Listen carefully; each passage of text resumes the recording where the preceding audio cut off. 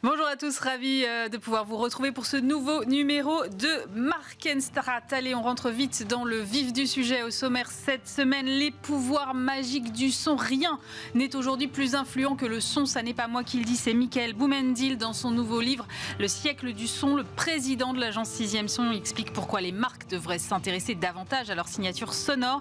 Et il démontre, exemple à l'appui, les effets du son sur une image de marque.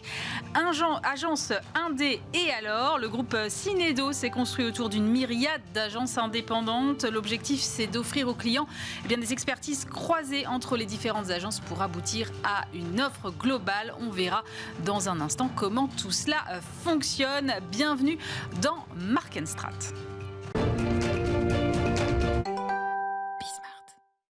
Invité de À la Une cette semaine, Michael Boumendil, bonjour. Bonjour. Michael, vous êtes président de l'agence 6e Son. C'est vous qui êtes derrière la signature sonore de la SNCF ou encore celle de la Coupe du Monde de rugby, qu'on entend pas mal en ce moment. Et vous publiez ceci, ça s'appelle Le siècle du son, c'est aux éditions Fayard, aux éditions Débat Public, pardon. Michael, j'ai lu, moi, jusqu'à la petite note ici. Celle-là, que personne ne lit, mais moi je la lis. Et j'ai découvert que 2 milliards de personnes chaque jour à travers le monde écoutent un son qui vient de votre agence. Mais 2 milliards, mais c'est vertigineux chaque jour. Je ne sais pas si c'est vertigineux parce que 6e Son a aujourd'hui une position, on est un leader mondial, on est dans beaucoup de pays, on travaille pour beaucoup de marques à travers le monde.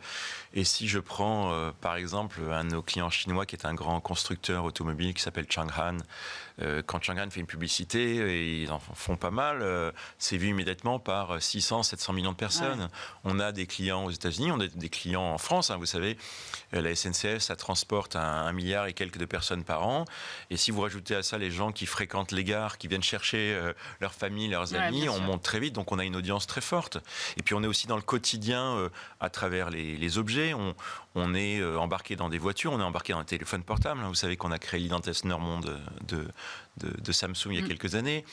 Je pense que peut-être que ce que ça montre, parce qu'on a eu des versions de cette évaluation qui montaient bien au-delà de 2 milliards, ce que ça montre, c'est que le son est absolument partout.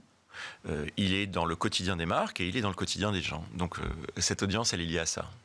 Vous publiez donc Le siècle du son aux éditions Débat Public.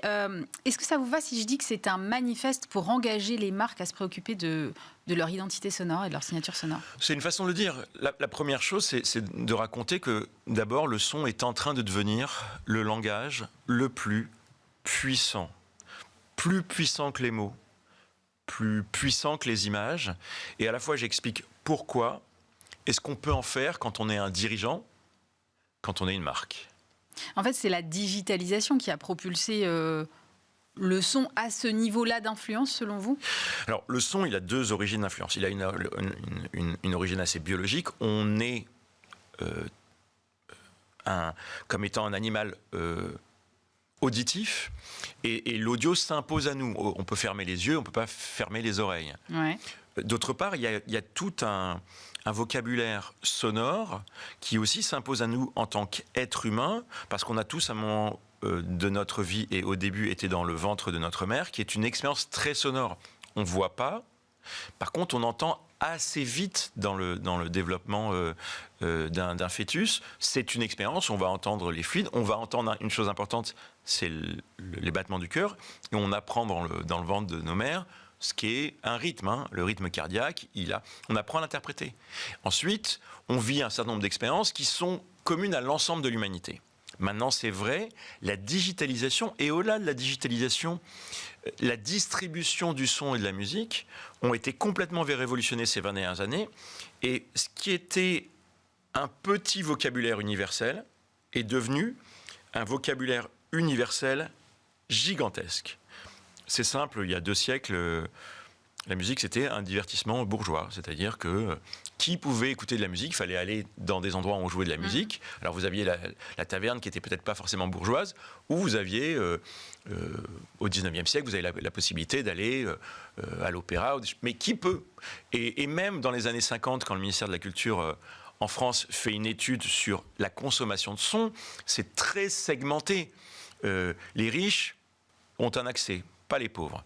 Les urbains consomment mais pratiquement 10 fois plus que les ruraux. Il y a une discrimination homme-femme, il y a une discrimination jeune, moins jeune. Cette segmentation n'existe plus. Et ce qui n'existe encore moins, c'est qu'à l'époque, il y avait la musique des jeunes, il y avait la musique des vieux. Aujourd'hui, 25% de l'écoute des musiques classiques, c'est des moins de 25 ans. 25%, c'est énorme. Vous donnez un autre chiffre d'ailleurs qui m'a interpellé, c'est que vous dites, c'est une étude, je crois, Spotify, 19% des utilisateurs de Spotify ont plus de 55 ans, et plus de 55 ans, c'est à peu près, en termes de population mondiale, c'est à peu près 19% aussi. Donc ça veut dire que la musique est écoutée par tout le monde aujourd'hui, mais est-ce que ça veut dire que nos oreilles sont plus exigeantes, plus accoutumées ? Et est-ce que ça veut dire que pour des créateurs comme vous, c'est plus difficile d'émerger parce que l'offre est telle aujourd'hui qu'il est difficile de faire la différence ? Alors, la première partie est vraiment tout à fait exacte. Finalement, on écoute comme on respire. La deuxième partie ne l'est pas. D'abord parce que les contenus, là aussi, il y a 20 ans, il y a 30 ans, un contenu qui était, je vais vous dire n'importe quoi, punk à l'époque où le punk se développe, il est vraiment pour une communauté punk. Aujourd'hui, d'ailleurs, les gens qui écoutaient les Beatles dans les années 60, ils ont aujourd'hui 80-90 ans. Mais quand moi, je demande, et je fais pas mal de conférences aux États-Unis dans les universités, je demande aux jeunes qui sont en face de moi, qui a déjà écouté les Beatles, tout le monde lève la main, ouais. Tout le monde connaît. Finalement, cette transversalité des contenus, elle fait que moi, en tant que créateur d'identité sonore, moi, je suis là pour aider les marques à être plus fortes. Et donc, d'être à la fois plus clair auprès des gens et de laisser une empreinte plus marquante. C'est beaucoup plus simple pour nous si on sait faire. Pourquoi ? Parce qu'on peut décider plus simplement d'être segmentant ou de ne pas l'être. Je peux décider d'être sur une niche de perception qui est petite ou d'aller chercher des niches plus larges. C'est la force en fait de cette universalité que ni le mot, aujourd'hui pour plein de raisons, si vous voulez on peut l'évoquer, ni l'image n'arrive à faire. Quand on regarde la communication des marques, généralement, elle essaye systématiquement, plus ou moins, de jouer sur l'émotion, c'est-à-dire l'idée d'aller déclencher quelque chose par une campagne publicitaire. J'imagine que ça doit aussi se retranscrire quand on crée une signature sonore, c'est-à-dire vous allez jouer sur ce registre-là ? Alors, il y a la notion de registre et il y a la notion d'émotion. L'émotion n'est pas un registre, parce que de quelle émotion on parle ? Ouais. De la même façon qu'une marque a un positionnement en matière de personnalité qui l'amène à avoir des valeurs, et quand elle choisit des valeurs, elle renonce à d'autres. On ne peut pas être tout et son contraire. En matière d'émotion, et Sixième Son plaide là-dessus depuis bien longtemps, il faut avoir une stratégie émotionnelle. Toutes les émotions ne sont pas bonnes à prendre pour les marques. Et fondamentalement, oui, il y a une dimension émotionnelle. On construit chez Sixième Son le patrimoine musical de nos clients, et ce patrimoine musical, il les aide à créer un patrimoine émotionnel. Tout le monde a besoin de ce patrimoine émotionnel. Rien n'est purement fonctionnel. Mais l'enjeu, c'est d'avoir la bonne émotion qui permet d'être mieux compris. Je vois malheureusement, depuis le Covid, beaucoup de communications qui, pour dire la vérité, se font autour d'un pathos qui est fatigant et qui, en plus, n'est pas distinctif. Se retrouver avec tout le monde qui veut nous mettre la larme à l'œil, oui. Ça n'a strictement aucun intérêt. Vous pouvez dans certaines circonstances, mais par exemple, Sixième Son travaille beaucoup par exemple, dans le monde de la santé. Oui. Le monde de la santé, il a toujours eu ce mauvais réflexe de dire bon, faut faire un peu triste pour montrer qu'on s'occupe des gens, qu'on les comprend, qu'on compatit, on a de l'empathie. D'abord, ça fait que toutes les marques font la même chose, mais en réalité, c'est pas ce qu'on attend d'une marque de santé. On peut attendre qu'elle nous comprenne, mais on attend qu'elle nous aide et qu'elle nous donne une perspective. La perspective, ça peut pas être la tristesse pour elle. Donc l'émotion, il faut faire attention. Mais comment vous faites passer ça en 3-4 secondes ?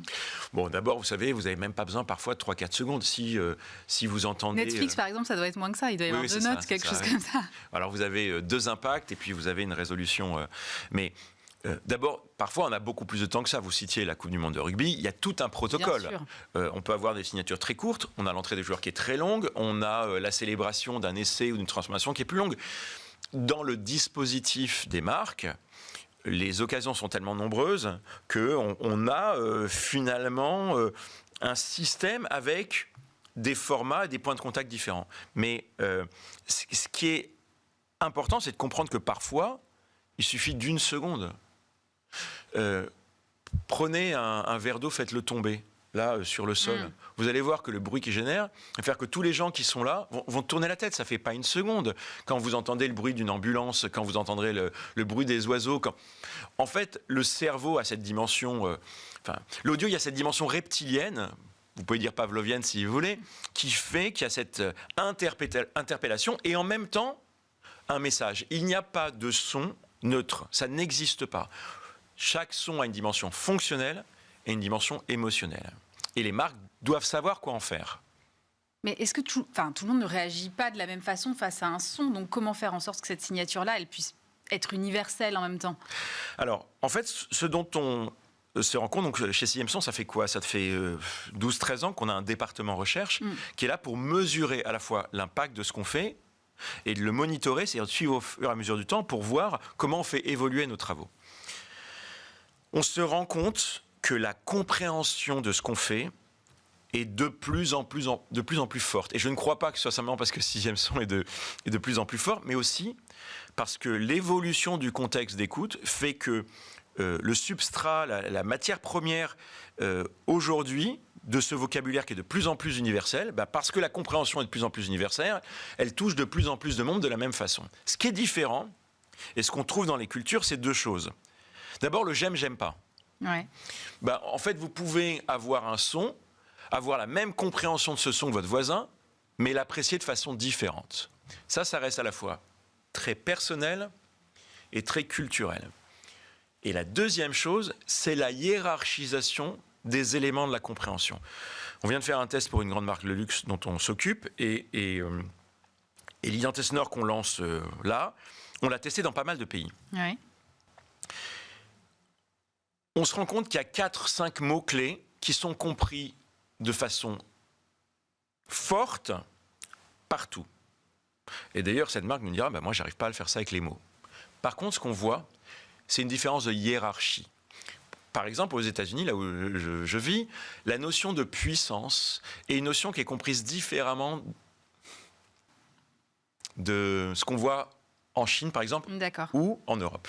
Et quand cette puissance est là, aux États-Unis, elle monte très vite, très facilement. Pas du tout en France, où il peut y avoir une connotation assez négative sur la notion de puissance. Et elle a une dimension très statutaire en Chine. Donc la puissance, elle est vue par les Américains comme presque un passage obligé. Elle est vue avec une certaine méfiance en Europe. Mais par contre, elle est comprise. Quand elle y est, les trois vont l'identifier. On voit souvent des marques qui font des campagnes avec des tubes internationaux. J'imagine que la tentation est grande de se dire ça va être un succès parce que je m'appuie sur un succès. Et vous racontez dans le bouquin, et ça m'a fait rire, 2-3 gros ratés quand même. Est-ce que vous pouvez nous dire pourquoi c'est pas une bonne idée finalement? Alors, d'abord, je cite 2-3 gros ratés pour pas perdre trop d'amis, mais fondamentalement, l'utilisation d'une musique connue, voire très connue, non seulement fonctionne de moins en moins, mais produit de plus en plus d'effets contraires aux objectifs. Quelques raisons simples. Pourquoi ça marchait dans les années 70, 80, jusqu'aux années 90? D'abord parce que l'accès à la musique était compliqué. Et qu'on était bien content de retrouver en pub un truc intéressant, un truc connu, un truc qu'on aimait. À l'époque, vous aviez quelques radios, mais vous n'aviez pas la capacité de choisir vous-même ce que vous vouliez à tout moment. Éventuellement, vous pouviez aller acheter un disque, mais vous ne pouvez pas acheter tous les disques. Aujourd'hui, la situation est inverse. J'ai plus besoin des marques pour écouter les musiques que je veux. Donc la première question, c'est que si une marque me fait écouter quelque chose, il faut que j'ai un intérêt particulier à cette écoute. Cet intérêt, il n'existe plus. La deuxième chose, c'est qu'il y a une sorte de maturité des gens, vous, moi, et notamment les jeunes, qui savent décrypter. Et le temps est révolu où je m'achetais une musique de jeunes pour faire croire que j'étais Jones. C'est terminé, les gens savent décrypter. Aux États-Unis, ce que j'entends beaucoup dans les tests qu'on fait, quand je vois des publicités avec des musiques connues, on a souvent des panels. Les jeunes, mais pas que les jeunes, disent assez souvent, enfin, ils nous prennent pour qui? Ils ne parlent pas exactement d'appropriation culturelle, mais c'est pas loin d'être ça. C'est dire, ils s'habillent avec des habits jeunes, mais ils le sont pas. Ils s'habillent avec des habits funk, mais ils le sont pas. Ils s'habillent avec... C'est la question en fait de la légitimité qui se pose. Et en réalité, si vous diffusez quelque chose et que vous êtes une marque, vous devez diffuser quelque chose de spécifique, d'unique, parce que c'est la seule façon de créer un intérêt dont vous tiriez vous-même les bénéfices. TikTok sortait une étude, il n'y a pas très longtemps, qui dit quand une marque sur TikTok utilise une musique connue, les personnes qui l'écoutent, et notamment les moins de 25 ans, gardent la musique en tête et ne se souviennent pas de la marque. Ce que j'aime bien, c'est que quand même dans le bouquin, vous avez une approche, je ne sais pas si ça vous va si je dis ça, mais assez data-driven, et que du coup, vous n'avez pas... ok, vous prêchez pour votre paroisse, très clairement, mais c'est assis sur des tests dont vous parlez. J'aimerais savoir, moi, quelle est la méthode ? Parce que je trouve ça intéressant que ce ne soit pas juste votre présupposé à vous, c'est aussi assis vraiment sur de la data et sur les tests que vous faites. Bon, alors, on a à la fois beaucoup d'outils. Il n'y a pas un client pour lequel on n'ait pas fait d'études. Et on le fait parfois avec des instituts qui ont des expériences différentes. Vous verrez prochainement, on communique sur une grande étude avec Harris Interactive ici. On a des partenariats aux États-Unis, on a des partenariats en Asie. On a nos propres outils d'évaluation. Certains s'appuient sur des questionnaires administrés. Personnellement, moi j'aime bien les outils qu'on a développés qui sont plutôt en observation. Vous avez des gens qui sont dans une pièce, vous mettez un film publicitaire, vous mettez une musique et vous voyez par exemple le temps que les gens vont réellement passer avec les yeux sur l'écran. Vous faites ce même test avec une autre musique et vous vous rendez compte que le temps d'attention à l'écran est différent. Oui, ça on sait le prouver, on a les outils chez CMSON pour le faire. Le choix d'une musique sur un film publicitaire ou digital a une influence directe sur le watch time, je ne sais pas comment on peut traduire ça, sur le temps d'attention, le temps d'attention à l'écran. Or, personne ne produit un film publicitaire ou autre pour qu'il ne soit pas regardé.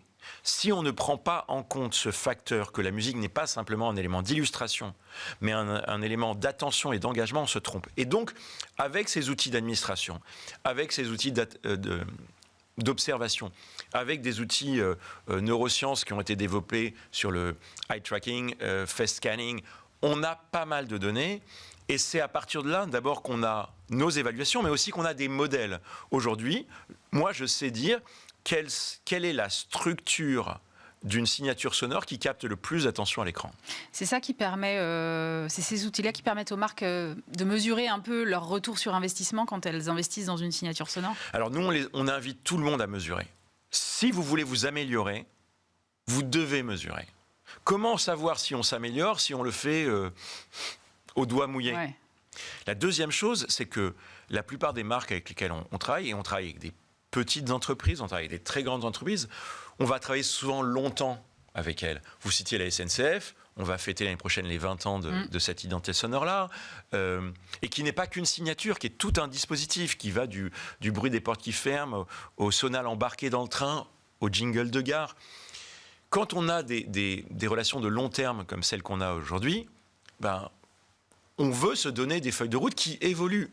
La marque, c'est un élément vivant. Une marque, elle évolue dans son positionnement. Elle évolue aussi sous la pression de ses concurrents, qui eux aussi ne sont pas statiques. Quand on a ces outils-là, on se dit, voilà, là aujourd'hui, on en est là. Hop, on a cette mesure-là. Tiens, on a une faiblesse ici, on a une force là. Qu'est-ce qu'on fait ? Est-ce qu'on appuie sur nos forces ou est-ce qu'on se dit, tiens, finalement, cette bataille est gagnée, on va gagner la bataille d'après ? Moi, je suis très heureux que, par exemple, on ait quelques clients comme Michelin, chez qui on fait très régulièrement des études. On a fait récemment une série d'études dans le monde automobile qui, pour nos clients, ouvre une perspective complètement folle de performance, notamment en radio, que beaucoup de marques ont perdu. Mesurer, c'est à la fois s'améliorer, et puis essayer de gagner des batailles, notamment concurrentielles. Vous concluez le livre sur le fait qu'il y a 14% seulement des marques en France qui ont une identité sonore, 6% en Amérique du Nord. Ça veut dire que vous avez un boulevard. On a un boulevard, mais je crois qu'il faut faire attention à une chose essentielle. L'enjeu, c'est pas d'avoir une identité sonore, l'enjeu, c'est d'avoir la bonne. On voit ces dernières années, et peut-être l'exemple le plus marquant, et pour le coup, c'est pas moi qui le dis, il y a un institut aux États-Unis qui s'appelle Veritonic qui a fait une étude et qui démontre, par exemple, à quel point Mastercard s'est trompé. Mastercard a créé une identité sonore et c'est une catastrophe. Et ils expliquent pourquoi. À l'inverse, vous avez des petites marques avec peu de moyens qui ont des... Je prends par exemple une marque comme But, qui n'est pas un énorme annonceur. En fait, on mesure que leur identité sonore est un avantage concurrentiel pour deux raisons. c'est le 75e ou le 80e ou 85e annonceur français sur la capacité d'interpellation. Le son les amène parmi les 25 marques les plus performantes. Il y a cet enjeu qui est de dire j'ai pas besoin d'avoir un son. Par contre, si j'en ai un, il faut que ce soit le bon. Je veux pas avoir une identité visuelle si elle m'apporte rien. Tous les outils de marque sont des outils de transformation. Je veux me doter d'une identité sonore parce que j'ai besoin de performance et j'ai besoin de cohérence. J'ai besoin de clarté et j'ai besoin d'attention. Nous, chez 6e Son, on définit 6 paramètres clés d'évaluation. Sur chacun de ces paramètres, il faut avoir une vision. Qu'est-ce que je recherche en matière de notoriété? Qu'est-ce que je cherche en matière d'attribution? Qu'est-ce que je cherche en matière d'attention? Quel est mon problème d'ailleurs de ce point de vue-là? Comment je veux bâtir de l'engagement? Pour être plus clair, qu'est-ce qui finalement dans la perception de ma marque aujourd'hui est clair? Qu'est-ce qui ne l'est pas? Et enfin, quelle est la raison pour laquelle les gens doivent m'aimer? Quels sont les vrais fondements de cette préférence que je veux bâtir? Donc on a cette structure, cette architecture d'analyse qui est aussi celle sur laquelle on base notre travail créatif. Parce que la force créative de 6e Son, je suis content que vous en ayez parlé au début, mais la réussite de 6e Son, elle n'est pas due qu'à notre capacité à analyser. Elle est due aussi au talent créatif. Mais ce talent créatif, il n'est pas au service de gens qui veulent qu'on plaise à leurs clients. Non. On fait de la création pour bâtir de la performance. Merci beaucoup, Michael Boumendil. Je rappelle votre livre « Le siècle du son », c'est aux éditions Débat Public.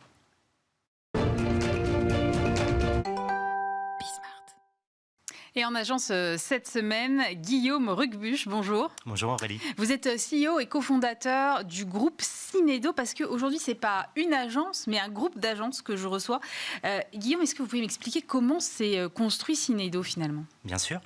Cinedo s'est construit en fait à partir des années 2016. Ouais. Historiquement, en fait, moi j'étais directeur général et associé en fait d'une agence qui s'appelle DPS. Et puis les métiers de la communication évoluant fortement en fait avec mon associé Frédéric, on s'est dit qu'il était nécessaire d'aller plus vite en fait et d'intégrer de nouveaux métiers.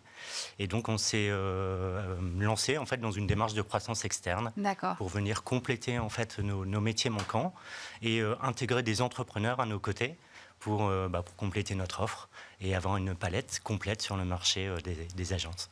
Ça veut dire quoi, Cinedo? Alors Cinedo, ça veut dire faire ensemble. C'est un nom grec. Nous ne sommes pas japonais. Oui, ça aurait pu, la consonance. Ça aurait pu. Non, nous sommes un groupe français sur le marché français, un gros indépendant, on va dire ça comme ça. Et ça veut dire faire ensemble avec nos collaborateurs, avec nos clients aussi et entre agences, puisqu'on anime effectivement un écosystème aujourd'hui de 7 agences qui ont chacune leur spécificité, soit sur des secteurs d'activité qui le nécessitent. Je pense à l'immobilier, à la santé, au luxe. Qui ont des codes très spécifiques et des façons de faire très particulières. Soit des agences qui ont des façons de faire un peu particulières sur des métiers en tant que tels. Ici, les réseaux sociaux, les parcours relationnels, la publicité. Alors justement, vous parlez de DPS et vous parlez des expertises de chacune de vos agences. DPS est spécialiste, je crois, de l'impact relationnel. Mais qu'est-ce que ça veut dire, l'impact relationnel? Alors, l'impact relationnel, en fait, c'est la relation entre des consommateurs et puis les marques en tant que telles. Et c'est vrai que un des sujets en fait importants aujourd'hui pour les annonceurs, c'est effectivement cette transaction et cette relation avec les consommateurs et les parcours, que ce soit les parcours avant-vente ou les parcours clients en fait post-vente. Et donc DPS, qui est une agence historique, puisque bâtie en 1977, s'est repositionné en fait sur ces parcours clients et cet impact relationnel il y a quelques années maintenant et accompagne des marques comme Decathlon, Courir, Parc Astérix, par exemple, MACSF sur leur relation avec leurs clients. Comment est-ce que vous faites interagir vos 7 agences entre elles et qu'est-ce que le client y gagne finalement? Parce que j'imagine qu'il y a toujours un gain pour le client quand on choisit une organisation comme celle-là. Alors c'est un vrai sujet et c'est un peu fondateur par rapport à notre groupe. Ce qu'on a souhaité en fait, et notre projet, c'est de devenir une ETI de la communication Il n'y en a pas aujourd'hui sur le marché français. Le marché est très fragmenté entre finalement les mastodontes que l'on connaît et des petits acteurs qui n'ont pas pu ou qui ne peuvent pas construire de ce que j'appelle de socle métier, RH, IT. Et notre ambition, en fait, c'est de faire travailler ces agences ensemble sur des mêmes sites. Donc nous sommes basés à Paris, Lille et Lyon. D'accord. Toutes nos agences sont sur les mêmes sites. C'est un point important en fait pour collaborer. Et on bâtit en fait des organisations ad hoc par rapport à des projets clients. Ce qui veut dire que au regard d'un projet qui arrive, on va mettre des experts et des talents, puisqu'on a des talents au sein de nos agences, qui vont en fait cohabiter sur des projets et qui peuvent être d'ailleurs en régie chez le client, si le client le souhaite, pour la bonne marge du projet. Puisqu'en fait, on se rend compte qu'aujourd'hui, compte tenu du nombre d'expertises nécessaires, il est important de bien cohabiter avec le client qui lui-même a ses propres expertises en interne. Et donc l'idée, c'est effectivement de délivrer des projets en toute cohérence par rapport aux besoins initiaux.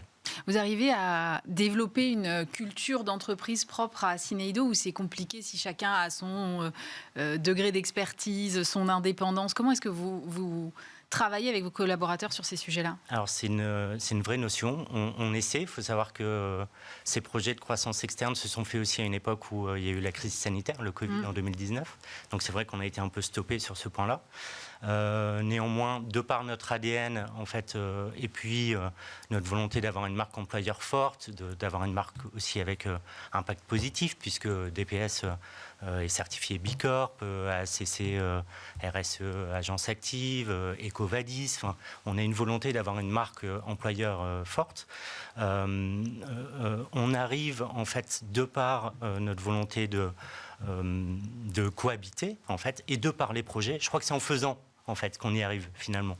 Il y a une volonté, un ADN, des plateformes métiers qui sont à disposition de tous, des plateformes d'échange, de collaboration, mais c'est surtout en fait en éprouvant les sujets que petit à petit en fait les collaborateurs travaillent ensemble, apprennent les uns des autres, parce que je pense que c'est aussi une volonté, et puis ont des parcours professionnels de plus en plus interagences. Ça commence, c'est quelque chose qu'on souhaite développer dans le futur, parce que c'est aussi ça, demain, être un groupe, permettre aux uns et aux autres de se développer. Il faut savoir qu'aujourd'hui, on a une quarantaine de métiers intégrés, ce qui permet aussi de pouvoir évoluer en fait, par rapport à des volontés professionnelles. J'ai le sentiment aujourd'hui que les agences indépendantes tirent de plus en plus leur épingle du jeu. Il y a 5 ou 10 ans, ce n'était pas complètement le cas. Vous avez l'impression qu'il y a que c'est le cas, qu'il y a une petite tendance à peut-être délaisser un peu les mastodontes pour se retrouver plus un peu chez les indépendants? Alors, toute proportion gardée. Hein. C'est ce que j'allais dire, c'est les deux. Parce encore hier, je disais les chiffres d'un des mastodontes qui est en pleine croissance. Publicis, j'imagine, pour ne pas le citer. Nous-mêmes, on est en croissance en fait, de 11% par an en moyenne sur ces 7 dernières années. Là, en fait, c'est vrai et c'est faux. Je pense qu'il y a toujours eu une volonté de certains annonceurs d'avoir affaire à des entrepreneurs, d'avoir affaire à des dirigeants qui accompagnent dans la durée. Je crois que c'est un peu notre spécificité. En fait, on a une vraie fidélité client qui se répercute sur une fidélité collaborateur aussi. Enfin, ça marche dans les deux sens. Ça marche dans les deux sens. Et ça, c'est quelque chose qui plaît aujourd'hui aux annonceurs. D'avoir cette fidélité collaborateur parce qu'on construit dans la durée. Une marque se construit aussi dans la durée. Donc l'expérience est importante. Merci beaucoup Guillaume Ruquebuche. Je rappelle que vous êtes CEO et cofondateur du groupe Syneido. C'est la fin de cette émission. Merci de nous avoir suivis évidemment. Vous pouvez la retrouver en replay et en podcast. À la semaine prochaine pour un nouveau numéro de Marken Strat.